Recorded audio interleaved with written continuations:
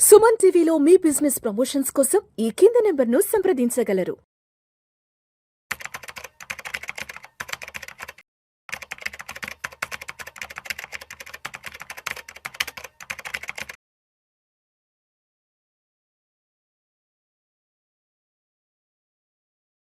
నమస్తే, welcome to Suman TV. నేను విష్ణు. ప్రస్తుతం నాతో పాటు సీనియర్ ఫైనాన్షియల్ ఎక్స్పర్ట్ కె బ్రహ్మచారి గారు ఉన్నారు.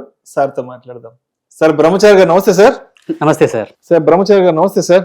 నమస్తే సార్. బ్రహ్మచారి గారు, ఈ వీడియోలో కాస్త ఎక్స్క్లూజివ్ గా stock market versus mutual fund అనే దాని గురించి మాట్లాడుకుందాం. సో ఎవరైతే ఈ వీడియో ఫస్ట్ టైం చూస్తున్నారో, ఒక బిగినర్ లెవెల్లో ఎవరైతే చూస్తున్నారో, ఎవరైతే ఈక్విటీ మార్కెట్స్ ఇన్వెస్ట్ చేద్దాం అనుకుంటున్నారో, లేదంటే ఎవరైతే మ్యూచువల్ ఫండ్స్ ఇన్వెస్ట్ చేద్దాం అనుకుంటున్నారో, సో మార్కెట్లోకి కొత్తగా వచ్చే వాళ్ళ కోసంగా ఈ వీడియోలో మాట్లాడుకుందాం. అసలు స్టాక్ మార్కెట్ అంటే ఏంటి, స్టాక్స్ అంటే ఏంటి, అదేవిధంగా మ్యూచువల్ ఫండ్స్ అంటే ఏంటి అసలు? ఓకే సార్, మంచి క్వశ్చన్ అండి విష్ణు గారు.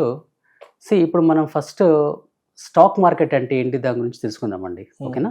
సో ఇప్పుడు మీరు ఇంట్లో ఒక పూలు కొందామని వెళ్తారు. సో పూలు కొందామంటే మీరు ఎక్కడికి వెళ్తారు?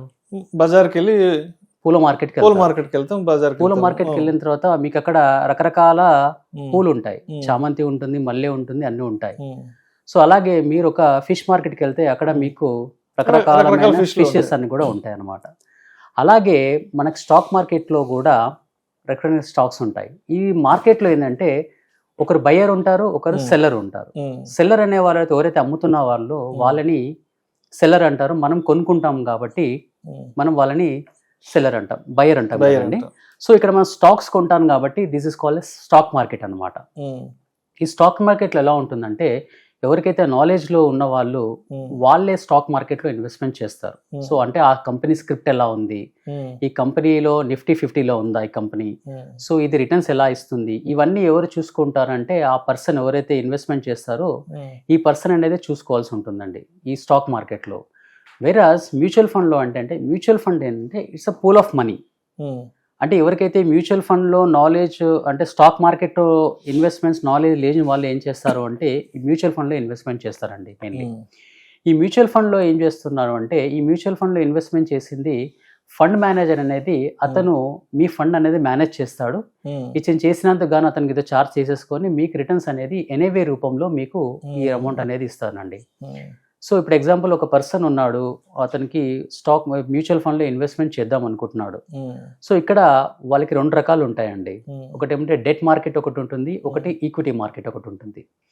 ఈ డెట్ మార్కెట్కి ఈక్విటీ మార్కెట్ మీకు చిన్న ఒక ఎగ్జాంపుల్ చెప్తాను. మీరు ఈ బాటిల్ ఉందండి, ఈ ఒక బాటిల్ మీరు మ్యానుఫ్యాక్చరింగ్ చేద్దాం అనుకుంటున్నారు, మీ దగ్గర డబ్బులు లేదు. సో డబ్బు లేకుండా మీరు ఏం చేస్తారంటే మీ ఫ్రెండ్ దగ్గరికి వెళ్ళారు. సో ఇది ప్రోడక్ట్ నేను స్టార్ట్ చేద్దాం అనుకుంటున్నాను, మీరు నాకు కొంచెము పార్ట్నర్షిప్ అని ఇవ్వండి, లేదా నేను మీకు ఇంట్రెస్ట్ అన్న పే చేస్తాను అని అనుకున్నాం. సో ఇతనికి మార్కెట్ మీద నాలెడ్జ్ లేదు కాబట్టి నేను మీకు ఇంట్రెస్ట్గా అమౌంట్ ఇస్తాను, ఒక 5 lakh rupees అమౌంట్ అనుకుందాం. ఇంకొక పర్సన్ దగ్గరికి వెళ్ళాను. సో అతను ఇంకొక 5 lakh rupees దాకా నేను అడిగినప్పుడు అతను మార్కెట్లో బాగా డిమాండ్ ఉంది కాబట్టి నేను మీకు షేరింగ్లో వస్తానని చెప్పేసి ఇచ్చారు. సో నా దగ్గర 10 లక్షల రూపాయల అమౌంట్ అయింది. ఒక దగ్గర నుంచి 5 లక్షల రూపాయలు, ఇంకొక పర్సన్ దగ్గర నుంచి 5 లక్షల రూపాయల అమౌంట్ తీసుకున్నాను. ఈ అమౌంట్ పెట్టేసి నేను బిజినెస్ స్టార్ట్ చేశాను. బిజినెస్ స్టార్ట్ చేసిన తర్వాత నాకు ఇక్కడ 10% ప్రాఫిట్ వచ్చిందండి. ఈ 10% ప్రాఫిట్ ఏదైతే వచ్చిందో నేను ఎవరైతే రిస్క్ తీసుకోలేదో అతనికి 2% లాగా చొప్పున ఇవ్వాలి కాబట్టి ఈ 5 lakh rupees మీద ఓన్లీ నేను 10,000 rupees అమౌంట్ అనేది అతనికి ఇంట్రెస్ట్ అమౌంట్ నేను పే చేశాను. వేరాజ్ ఈ నెక్స్ట్ 5% దగ్గర ఏదైతే తీసుకున్నానో ఇతనికి నేను 10% మనము ఏదైతే ప్రాఫిట్లో షేర్ ఇస్తాను కాబట్టి ఇతనికి నేను 50,000 రూపాయలు ఇవ్వడం జరిగింది. సో ఇక్కడ ఏంటంటే ఇతను రిస్క్ తీసుకున్నాడు కాబట్టి ఇతనికి మన ఎక్కువ రిటర్న్స్ ఇచ్చాయి. ఇక్కడైతే రిస్క్ తీసుకోలేదు అతనికి మనము నామినల్ రిస్క్ ఇస్తుంది అనమాట. సో రిస్క్ తీసుకున్న పర్సన్ అనేది ఈక్విటీ మార్కెట్ అండి. ఎవరైతే రిస్క్ తీసుకోలేదో వీళ్ళు డెట్ మార్కెట్ అండి. ఇది ఒకటే సింపుల్ అండి. ఇన్ కేస్ ఆఫ్ నెక్స్ట్ టైంలో మార్కెట్ డౌన్ ఉన్నా కానీ ఇతనికైతే మనము డెట్ మార్కెట్ పర్సన్కి అయితే మనం ఇంట్రెస్ట్ అనేది పే చేయాలి. బట్ వేరాజ్ ఈ ఈక్విటీలో షేర్ మార్కెట్ ఉన్న అతనికి ఏమి ఇన్వాల్సిన అవసరం కూడా లేదనమాట. సింపుల్ డిఫరెంట్ అండి equity market and debt market అంటే. రైట్. అండ్ అదేవిధంగా మ్యూచువల్ ఫండ్స్లో ఎస్ఐపి అంటారు. ఏంటి అసలు ఈ ఎస్ఐపి? ఈ ఎస్ఐపి అనేది ఎలా కట్టాలి, ఎవరు కట్టాలి, ఎంత కట్టాలి అనేది ఒక కామన్. Okay, good sir. ఈ ఎస్ఐపి అనేది ప్రతి ఒక్క పర్సన్ మినిమం 500 రూపాయల చొప్పున నుంచి కూడా వాళ్ళు స్టార్ట్ చేయొచ్చు అండి. ఇదేమవుతుందంటే ఈ అమౌంట్ అనేది రెగ్యులర్గా అతను కన్సర్వేటివ్గా ఇన్వెస్ట్మెంట్ చేసుకుంటూ పోతే అతనికి ఓవర్ ఎ పీరియడ్ తర్వాత అతను ఎంతైతే ఇన్వెస్ట్మెంట్ చేశాడో అతనికి 3 కానీ 4 కానీ రిటర్న్స్ అనేది వస్తుందండి. అంటే మార్కెట్లో మనం ఇన్వెస్ట్మెంట్ చేసిన అమౌంట్ ఈక్విటీ మార్కెట్లో మీరు ఇన్వెస్ట్మెంట్ చేద్దాం అనుకుంటే more than 5 years and above investment ఉంటేనే మీరు ఈక్విటీ మార్కెట్లోకి అప్పుడే మీకు అనేది రిటర్న్స్ అనేది కనిపిస్తుందండి.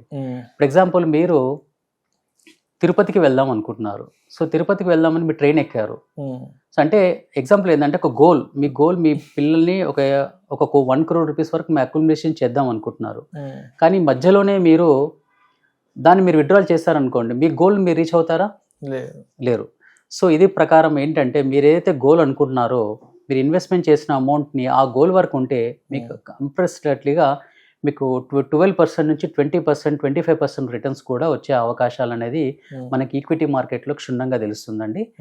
సో మీరు డెట్ మార్కెట్లో అయితే మీకు హీనపక్షంగా మీకు 5 to 6%, 7% వరకు ఇంట్రెస్ట్ రేట్, అంటే ఎవరైతే ఏజ్డ్ పర్సన్స్ ఉంటారో వాళ్ళు మార్కెట్ మీద అంతగా అవగాహన లేని వాళ్ళు డెట్ మార్కెట్లో ఇన్వెస్ట్మెంట్ చేస్తారు.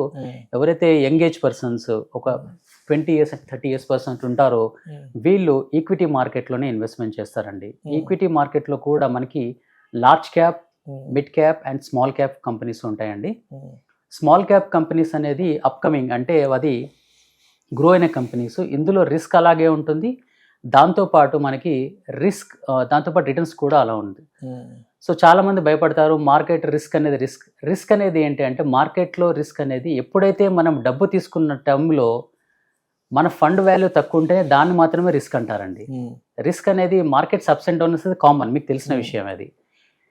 రిస్క్ అనేది ఏంటంటే ఎప్పుడైతే మీరు డబ్బు తీసుకునేటప్పుడు మార్కెట్ డౌన్ నుండి మీ ఫండ్ వాల్యూ తక్కువ ఉన్నప్పుడే దాన్ని రిస్క్ అంటారు. మిగతా టైంలో రిస్క్ అనేది it's not a absolute risk.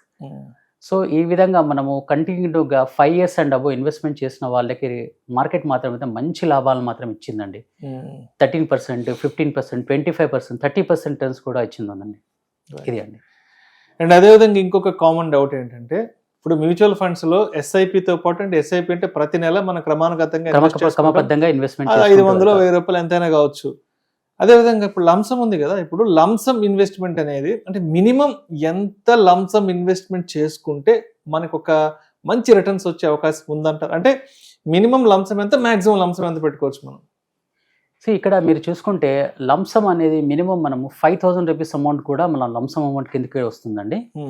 So ఇక్కడ మీరు లంసమ్ అమౌంట్ ఒకటేసారి ఇన్వెస్ట్మెంట్ చేసిన అంటే ఆ రోజున్న ఎన్ఏవి రేట్ ప్రకారం మీకు యూనిట్స్ అనేది ఇస్తారండి. ఫర్ ఎగ్జాంపుల్ మీరు ఒక ఎన్ఎఫ్ఓ స్టార్ట్ అయింది, మీరు 10 రూపాయల చొప్పున మీరు 1 కోటి రూపాయలు ఇన్వెస్ట్మెంట్ చేశారనుకోండి, మీకు అక్కడ 1,00,000 యూనిట్స్ వస్తాయండి. ఎప్పుడైతే ఈ ఎన్ఏవి రేట్ అంటే నెట్ అసెట్ వాల్యూ అయితే స్టాక్లో మీరు కొన్న నెట్ అసెట్ వాల్యూ 11 రూపాయలు అయినది అనుకోండి, మీ అమౌంట్ కాస్త 1 crore కాస్త 1 crore 10 lakh rupees అమౌంట్ అవుతుందండి. సో అలాగా కీప్ ఆన్ ఇంక్రీజింగ్ అనేది ఈ మ్యూచువల్ ఫండ్లో అనేది ఉంటుందండి. రైట్. అండ్ అదేవిధంగా మ్యూచువల్ ఫండ్స్లో ఎస్టీపీ అంటారు. ఏంటి అసలు ఎస్టీపీని ఎలా వర్కౌట్ చేసుకోవాలి, ఇది ఎలా ఎగ్జిక్యూట్ అవుతుంది? ఎగ్జాక్ట్లీ అండి. ఎస్టీపీ అంటే ఇది సిస్టమాటిక్ ట్రాన్స్ఫర్ ప్లాన్ని మనము ఎస్టీపీ అంటామండి. అంటే ఇప్పుడు అతని దగ్గర ఒక పర్సన్ దగ్గర 1 కోటి రూపాయల అమౌంట్ ఉందండి, బట్ అతనికి మార్కెట్ ఎలా ఉంటుందో తెలియదు, భయపడుతూ ఉంటాడు. సో ఇది ఈ పర్సన్ అనేది డెట్ మార్కెట్లో ఫస్ట్ ఇన్వెస్ట్మెంట్ చేసేసి ఎవ్రీ మంత్ ఈక్విటీ మార్కెట్లోకి ఈ అమౌంట్ అనేది ప్రపోర్షనేట్గా అంటే 10,000 rupees మంత్లీ లాగా ఎవ్రీ మంత్ అనేది ఇక్కడికి ఈ అమౌంట్ నుంచి డెట్ మార్కెట్ నుంచి ఈక్విటీ మార్కెట్కి ఆటోమేటికల్గా సిస్టమే దీన్ని ట్రాన్స్ఫర్ చేస్తూ ఉంటుందండి. దీనివల్ల ఏమవుతుందంటే డెట్ మార్కెట్లో అతనికి లాభాలు ఈ 5%, 6% ఏదైతే లాభాలు ఇది వస్తుంది. దాంతోపాటు ఈక్విటీ మార్కెట్లో ఇతనికి రూపీ యావరేజ్ కాస్టింగ్ మాదిరి, అంటే ఇతను డిఫరెంట్ రేట్లో ఇతని ఈ యూనిట్స్ అనేది పర్చేస్ చేస్తాడు. దీనివల్ల అతనికి రూపీ యావరేజ్ కాస్టింగ్ ప్రకారము ఇతనికి అమౌంట్ కూడా పెరుగుతుందండి. దీన్ని మనం ఎస్టీపీ అంటామండి, systematic transfer plan. And mutual funds అనగానే గుర్తొచ్చేది మరొక పెద్ద మోడ్ ఏంటంటే ఎస్డబ్ల్యూపీ. ఏంటి అసలు ఈ ఎస్డబ్ల్యూపీ, దీన్ని ఎలా యాక్టివేట్ చేసుకోవాలి? అంటే ఎస్డబ్ల్యూపీ అనేది ఏదైనా ఒక అంటే విత్డ్రాల్ మోడా, లేదంటే ఎస్డబ్ల్యూపీ ఏదైనా ఇది ఏదైనా ఒక స్పెషల్ ప్రోడక్ట్ అంటూ కూడా రీసెంట్ గా దాన్ని ఒక స్పెషల్ ప్రోడక్ట్ అనుకున్నారు. ఓకే మాకు ఎస్ఐపి వద్దు, మాకు లంసం వద్దు, మాకు డైరెక్ట్ ఎస్డబ్ల్యూపీ కావాలని అడుగుతున్నారు. సో ఏంటి వాట్ ఎస్డబ్ల్యూపీ ఇక్కడ? ఎస్డబ్ల్యూపీ ఏంటి అంటే సిస్టమాటిక్ విత్డ్రాల్ ప్లాన్ ని మనము ఎస్డబ్ల్యూపీ అంటారండి. అంటే ఇప్పుడు ఎగ్జాంపుల్ ఒక రిటైర్డ్ పర్సన్ ఉన్నాడు, సో ఇతనికి ఒక రిటైర్మెంట్ అమౌంట్ 1 కోటి రూపాయలు వచ్చింది.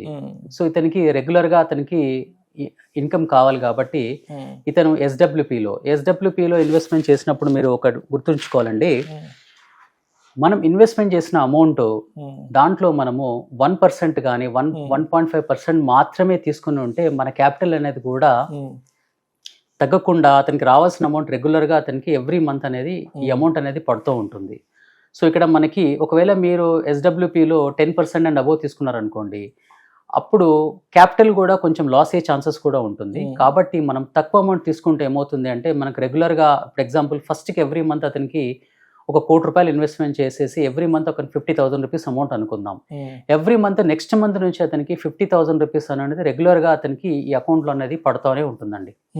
పడుతూనే ఉంటుంది. ఈ ₹1,00,00,000 కాస్త ఇది కూడా ఒక 11% లాగా గ్రో అని చూసుకున్నా కానీ ₹1,11,00,000 ₹1,20,00,000 దాకా ఉంటుంది. అంటే ఈ అమౌంట్ తీసుకున్నాక కూడా ఈ అమౌంట్ అనేది పెరుగుతూ ఉంటుందండి. ఇది ఏంటంటే రిటైర్డ్ పర్సన్స్కి వాళ్ళకి ఇది చాలా ఉపయోగపడుతుందండి SWP. Right sir. Thank you sir. Thank you so much బ్రహ్మచారి గారు. సో ఎవరైతే బిగినర్ లెవెల్లో ఇటు స్టాక్ మార్కెట్ ఇన్వెస్ట్మెంట్స్లో కానీ అదేవిధంగా మ్యూచువల్ ఫండ్ ఇన్వెస్ట్మెంట్స్లోకి వద్దామనుకుంటున్నారు, ఎస్ అటువంటి వాళ్ళకి అసలు బేసిక్గా మ్యూచువల్ ఫండ్స్ గురించి, స్టాక్ మార్కెట్ గురించి ఎటువంటి విషయాలు తెలుసుకోవాలి అనే దాని గురించి చాలా చక్కగా తెలియజేసి thank you so much sir. Thank you sir.